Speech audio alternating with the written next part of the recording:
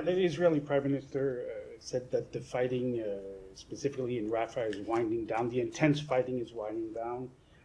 What have they told you specifically on that issue? Or have they given you a timetable or what have you?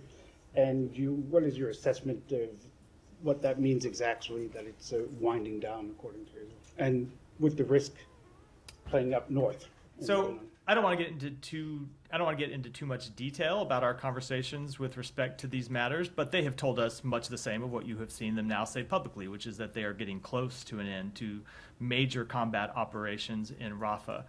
And so I will let them speak to what that means and what future deployments will look like. But from our perspective, what it means is the importance of working on all these plans for the day after the conflict, because we don't want to see in Rafah what we've seen in Gaza City and what we've seen in Khan Yunis, which is the end of major combat operations, and then the beginning of Hamas reasserting control and reasserting activity in those areas. And we have been quite consistent that for there to be an enduring defeat of Hamas, there needs to be a plan for what replaces them. And what replaces them needs to be Palestinian-led governance.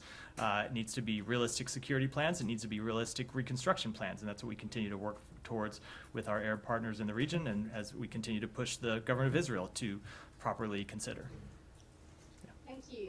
The Prime Minister of Israel also said over the weekend, or claimed, that the U.S. That Israel has seen a dramatic decrease in U.S. munitions to Israel. Could you explain to us what the Biden administration understands from his word decrease, and whether that's correct? I don't understand what that comment meant at all, in the same way that I didn't understand the comments that we discussed last week when we heard them make similar claims. We have paused one shipment of high payload munitions. That shipment remains on pause. It remains under review.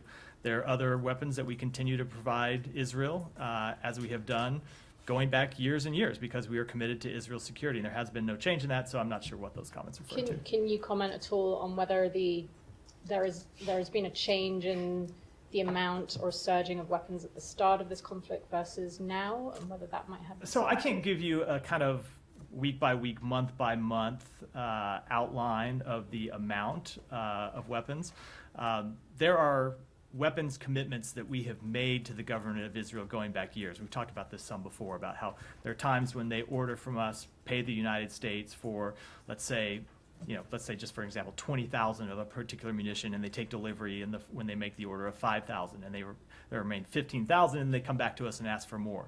Obviously, they were making intense requests at the beginning of the conflict, and we were fulfilling those requests. They continue to make requests, and we continue to fulfill those requests.